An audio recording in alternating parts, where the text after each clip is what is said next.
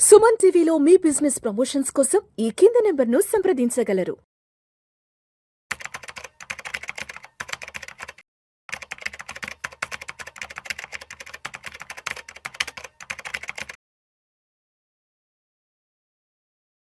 చక్రధర్ గారు నమస్తే సార్. నమస్తే అండి.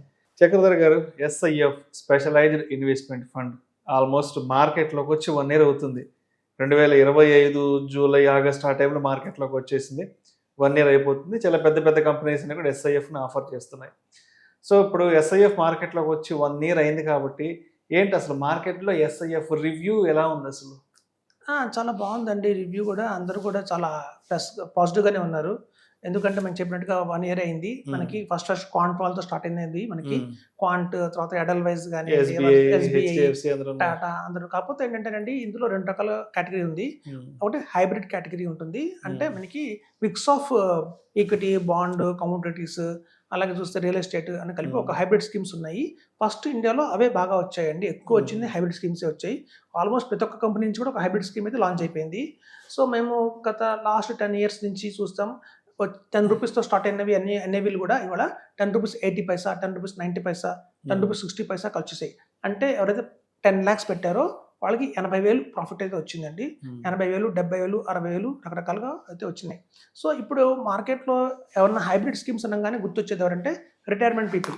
ఎవరైతే రిటైర్డ్ అయిన పీపుల్ ఉంటారో సిస్టమేటిక్ విత్డ్రాల్ ప్లాన్ కావాలి మనకి ఏదన్నా వచ్చిన అమౌంట్ మీద ఎవరీ మంత్ కొంత అమౌంట్ కనుక తీసుకుంటే పెన్షన్ లాగా ఉపయోగపడుతుంది అనుకున్న వాళ్ళందరికీ కూడా మొగ్గు చూపించేదే హైబ్రిడ్ స్కీమ్స్. సో ఈ హైబ్రిడ్ స్కీమ్స్లో మనకు ఆల్రెడీ మ్యూచువల్ ఫండ్స్లో కూడా ఉన్నాయి కదండి. అంటే మ్యూచువల్ ఫండ్స్లో చూడండి బ్యాలెన్స్డ్ అడ్వాంటేజ్ ఫండ్స్ అనేది ఉంటుంది. అందులో కేవలం మనకు వచ్చేసి కేవలం ఈక్విటీ అండ్ డెట్ ఆ రెండే ఉంటాయి. కానీ ఇక్కడ ఏంటంటే ఎస్ఐఎఫ్స్లో మీకు ఈక్విటీ, డెట్తో పాటు కమోడిటీస్ కూడా యాడ్ చేశారు, రియల్ ఎస్టేట్ కూడా యాడ్ చేశారు. కాబట్టి మార్కెట్ రిస్క్ కొంచెం బాగా తగ్గింది. అట్ ద సేమ్ టైం కొంచెం రిటర్న్స్ కూడా కొంచెం కంపారిటివ్లీ బాగానే వస్తున్నాయి. మనం last year balance advantage funds returns తీసుకున్న కంపేర్ చేస్తే ఎస్ఐఎఫ్స్తో ఉన్న హైబ్రిడ్ స్కీమ్స్ తోటి మనకి హైబ్రిడ్ స్కీమ్స్ కొంచెం ప్రామినెంట్ టెండెన్సీస్ అయితే బాగా ఇచ్చినాయండి. అలాగే మనకి అగ్రెసివ్ హైబ్రిడ్ ఫండ్స్ తీసుకున్నప్పుడు మ్యూచువల్ ఫండ్స్లో కూడా ఇది బెటరే. ఈవెన్ ఫండ్ మేనేజర్లు చెప్తున్నారు మ్యూచువల్ ఫండ్స్ ప్లస్ అంటున్నారు ఎస్ఐఎఫ్స్ని. ఇంకో రకంగా చెప్పాలంటే అది ఓల్డ్ సిలబస్, ఇది ఎస్ఐఎఫ్ అనేది న్యూ సిలబస్. సో ప్రతి ఒక్క మీకు తెలుసు ప్రతి గవర్నమెంట్ కూడా టైం సిలబస్ మారుస్తూ ఉంటుంది. అలాగే security exchange board of India కూడా మనకి మ్యూచువల్ ఫండ్స్లో ఏవైతే లోటుపాట్లు ఉన్నాయో వాటిని సరి చేస్తూ వచ్చిందే ఎస్ఐఎఫ్. సో చూడండి ఎస్ఐఎఫ్లో ఉన్న చాలా మందికి తెలుసు డెరివేటివ్స్ అనేది ఒక పార్ట్ ఉంది. ఒక 20% మనకి అది వెయిటేజ్ ఇస్తుంది. ఆ రిటర్న్స్లోనూ అదే మనకి హెల్ప్ఫుల్ అవుతుంది. ఈవెన్ మార్కెట్ డౌన్లో కూడా ఒక ప్రొటెక్షన్ లాగా ఉంటుంది. సో ఎవరైతే ప్రొటెక్షన్ కోరుకుంటారో డౌన్ సైడ్ మార్కెట్లో చూసాం లాస్ట్ 1.5 year నుంచి మార్కెట్ బాగా పడిపోయింది. చూస్తుండగానే చాలా ఫండ్స్ కూడా కొంచెం పానిక్ సిచ్యువేషన్కి గురైనాయి, నెగిటివ్ బాగా ఇచ్చాయి. మనం మార్కెట్ పడుతున్నప్పుడు ఇంకా వీళ్ళు ఫర్దర్గా ఎస్డబ్ల్యూ ప్లాన్ కింద ఇంకా కట్ చేస్తున్నారు కాబట్టి అటు యూనిట్స్ పడ్డాయి, ఇటు మార్కెట్ పడింది, వాల్యూ పడింది, చాలా గందరగోళంగా తయారైంది. సో ఇక్కడ ఎస్ఐఎఫ్స్లో ఏంటంటే కొంచెం ప్రొటెక్షన్ అనేది దొరుకుతుంది. సో మేమందరూ చెప్పేది ఏంటంటే మీరు ఎస్ఐఎఫ్స్లో ఇవాళ సిస్టమేటిక్ విత్డ్రాల్ ప్లాన్స్ ఎవరైతే కోరుకుంటున్నారో వాళ్ళు ఇన్వెస్ట్మెంట్ చేయండి. ఒక్క 1 year ఆగండి. అప్పుడు షార్ట్ టర్మ్ క్యాపిటల్ రాసుకోవడం పడదు. ఆ వచ్చిన అమాంతం రిటర్న్స్ ఏవైతే ఉంటాయో 1 yearలో మీరు వాటిని విత్డ్రా చేసుకోండి అని చెప్తున్నామండి. అదొక మంచి సలహాగానే బాగుంది. మార్కెట్లో రిస్క్ తగ్గించాము. అలాగే చూస్తే నెక్స్ట్ వచ్చే ఆప్షన్ అంటే ఈక్విటీస్. సో మనకి చూస్తే ఈక్విటీస్లో మనకు ఎక్స్ టాప్ 100 అంటున్నారండి. ఎక్స్ టాప్ 100 అంటే ఏంటంటే లార్జ్ క్యాప్ వదిలేసి కేవలం mid cap and small cap మీద మాత్రమే వాడు ఇన్వెస్ట్మెంట్ చేస్తారు. మనకు తెలుసు గత 15 సంవత్సరాలు 20 సంవత్సరాలు డేటా తీసుకుంటే కూడా ఏమైనా మ్యూచువల్ ఫండ్స్లో రిటర్న్స్ ఏమైనా బాగా ఇచ్చినవి ఏమైనా ఉన్నాయి అంటే మాత్రం అది mid cap and small cap మాత్రమే. సో ఇక్కడ ఏంటంటే లక్కీగా mid cap and small cap కాంబినేషన్లో వచ్చిందండి ఎస్ఐఎఫ్లో. మనకి మ్యూచువల్ ఫండ్స్లో mid cap and small cap combination లేదు. లార్జ్ అండ్ మిడ్ క్యాప్ ఉంది తప్ప mid cap and small cap combination లేదు. ఇక్కడ ఎస్ఐఎఫ్లో ఉన్న బ్యూటీ ఏంటంటే mid cap and small cap కాంబినేషన్తో వచ్చింది. అయితే మనందరూ తెలుసు మనకి మ్యూచువల్ ఫండ్స్లో ఒక ఫార్ములా ఉంటుంది. 15x15x15 = 1 crore అని చెప్పుకున్నాము. 15 years పాటు ఎవరైతే 15,000 రూపీస్ ఎస్ఐపి వేసుకుంటూ వస్తారో వాళ్ళకి 15% రిటర్న్ వస్తే కనుక 1 crore వస్తుందని. అలాంటి ఫార్ములాని మనకి ఎస్ఐఎఫ్లో ఏంటంటే 10x10x10 = 1 crore చెప్తున్నామండి. సో ఇక్కడ 10x10x10 ఏంటంటే ముందు 10 lakhs పెట్టాలి. ఎస్ఐఎఫ్లో మినిమం 10 lakhs కాబట్టి 10 lakhs పెట్టాలి. పెట్టిన తర్వాత ఎవ్రీ మంత్ 10,000 రూపీస్ ఎస్ఐపి కనుక వేసుకుంటూ వస్తే 10,000 రూపీస్ ఎస్ఐపి వేసుకుంటూ వస్తే కేవలం 10 years 6 monthsకి 1 crore వస్తుందండి. సో ఇక్కడ మీకు టెన్యూర్ తగ్గింది ఎస్ఐఎఫ్ వల్ల. సో ఇది ఒక ప్లస్.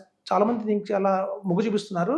సో ఈవెన్ ఒక 5 yearsలోనే మనకి 1 crore కావాలి అన్నా కూడా 30 lakhs ఇన్వెస్ట్మెంట్ చేసి మళ్ళీ 30,000 రూపీస్ ఎస్ఐపి కనుక వేసుకుంటూ వస్తే వాళ్ళు వితిన్ 5 years లోనే మనకు సిఆర్ వస్తుందని చెప్తున్నాము.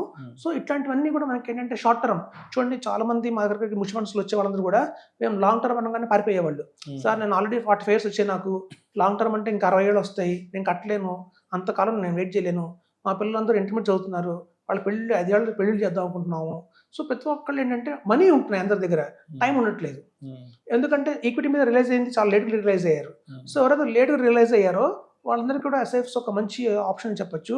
ఎందుకంటే షార్ట్ టర్మ్లోనే కొంచెం మంచి వెల్త్ క్రియేట్ చేసి చెప్తున్నాను ఇక్కడ. సో అట్లాంటి ఆప్షన్స్ అన్ని మనకి ఇందులో అవైలబిలిటీలో ఉన్నాయి. సో కాబట్టి ఏంటంటేనండి ఎస్ఐఎఫ్స్లో కూడా మనం చెప్తున్నాం, ఒక ఎస్ఐఎఫ్లో మనం 10 lakhs పెట్టిన తర్వాత ఎప్పుడైతే ఒక 4.5 years 5 yearsలో 20 lakhs అవుతుందో అందులో 10 lakhs మళ్ళీ వేరే ఎస్ఐఎఫ్కి వెళ్ళండి. ఈవెన్ ఎస్ఐఎఫ్లో కూడా మనకి ఏంటంటే కొన్ని స్ట్రాటజీస్ డిఫరెంట్ ఉన్నాయి.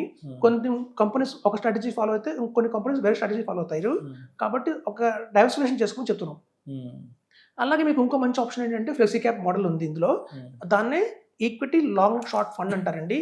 ఇప్పుడు కొత్తగా కూడా మనకి ఇన్వెస్కో వాళ్ళు ఇవాళ క్లోజ్ అవుతుంది ఆ ఫండ్, వాళ్ళు ఈక్విటీ లాంగ్ షార్ట్ ఫండ్లో వచ్చారు. అలాగే మీకు బంధన్ చూడండి, అందరూ ఒక మంచి పర్మనెంట్ ఫండ్ హౌసెస్, మ్యూచువల్ ఫండ్స్లో అయితే స్ట్రాంగ్ ఫండ్ హౌసెస్ ఉన్నాయో బంధన్, ఇన్వెస్కో, ఎడల్ వైజ్ వాళ్ళందరూ కూడా ఎస్ఎఫ్స్ రన్ చేస్తున్నారండి. ఎవరికైతే గణనీయంగా ఒక 30 సంవత్సరాల ఎక్స్పీరియన్స్ ఉందో వాళ్ళే ఎస్ఎఫ్స్ రన్ చేస్తున్నారు. కాబట్టి ఇందులో మనకి కొత్తగా వచ్చాయి అనుకోకర్లేదు. దీని ఫండ్ మేనేజర్లు ఎవరైతే ఉన్నారో వాళ్ళు ప్రామినెంట్గా మంచిగా రోల్ ప్లే చేసిన వాళ్ళే ఉన్నారు మ్యూచువల్ ఫండ్స్లో. సో కాబట్టి ఇందులో మేము చూసామంటే రిటర్న్స్ కూడా బాగా వస్తున్నాయి.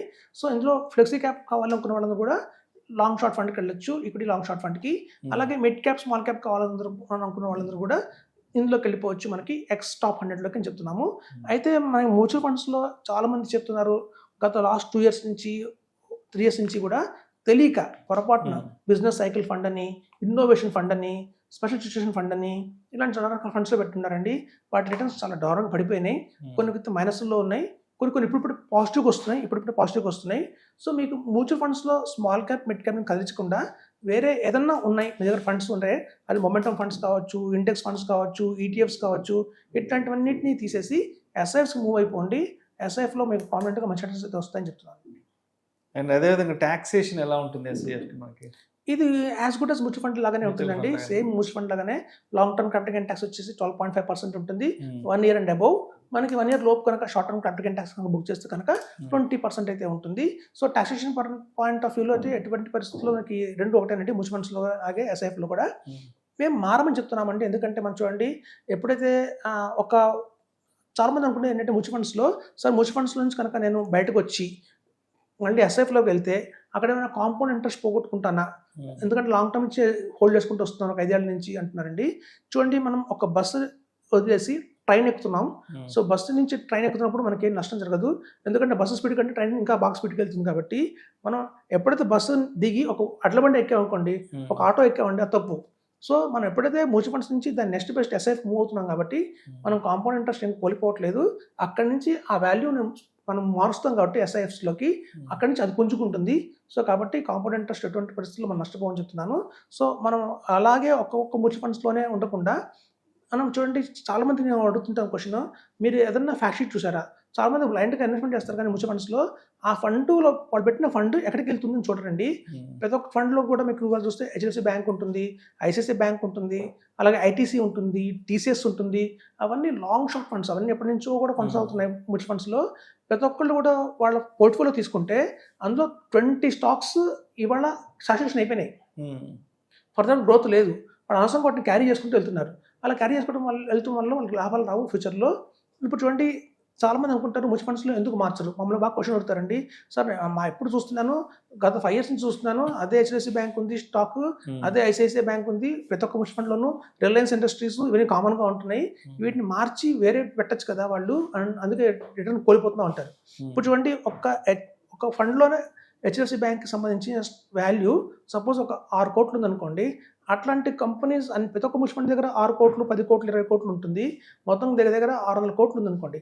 ఈ 600 కోట్లు హెచ్డిఎఫ్సి బ్యాంక్ షేర్ని అమ్మేస్తే దాని పరిస్థితి ఏంటి? బ్యాంక్ పరిస్థితి అమ్మకూడదు. అందుకే ఏంటంటే మ్యూచువల్ ఫండ్స్లో ఎప్పుడు కూడా లాంగ్ అంటారు, షార్ట్ ఫండ్ అని చెప్పరు, లాంగ్ ఫండ్. ఎందుకంటే ప్రతి ఒక్క సెబీకి తెలుసు, ఒక్కొక్క స్టాక్ విలువ కొన్ని వేల కోట్లలో ఉంది మ్యూచువల్ ఫండ్స్లో. వాళ్ళు కనుక ఆ షేర్ని అమ్మేసి బయటకు వస్తే పిఎంఎస్లో అందరూ అంటారు చర్నింగ్ చేస్తారని. ఇప్పుడు మ్యూచువల్ ఫండ్స్ చెల్లింగ్ చేయరు. ఎందుకు చేయరంటే కొన్ని వేల కోట్లు పెట్టారు ఒక స్టాక్లో. ఐటీసీలో కొన్ని వేల కోట్లు ఉంటుంది, టీసీఎస్లో కొన్ని వేల కోట్లు ఉంటుంది. అలా థౌసండ్స్ ఆఫ్ క్రోర్స్ ఒకసారి మ్యూచువల్ ఫండ్ కంపెనీ తీసిందంటే ఆ కంపెనీ పరిస్థితి పడిపోతుంది. దానివల్ల ఏంటంటే ఎంప్లాయీస్కి సఫర్, ఎకానమీ సఫర్ అవుతుంది. సో కాబట్టి వాటి రిటర్న్స్ రాకపోయినా సరే ఆ స్టాక్ని కొనసాగిస్తూనే ఉంటాయి ఆ మ్యూచువల్ ఫండ్ కంపెనీస్ అన్ని కూడా. అందుకే మనకి రిటర్న్ గతంలో వచ్చినట్టుగా ఇప్పుడు రావట్లేదు. సో కాబట్టి మ్యూచువల్ ఫండ్స్లో కంటే కూడా ఎస్ఐఎఫ్స్ కొత్తగా వస్తున్నాయి కాబట్టి ఇప్పుడున్న ఇప్పుడున్న మార్కెట్ కండిషన్స్ ప్రకారం వాళ్ళు స్టాక్స్ పిక్ చేస్తున్నారు కాబట్టి మీకు రాబోయే రోజుల్లో మంచి రిటర్న్స్ వస్తాయని చెప్తున్నారు. Right sir. Thank you so much Chakradhar గారు. థ్యాంక్స్ అండి.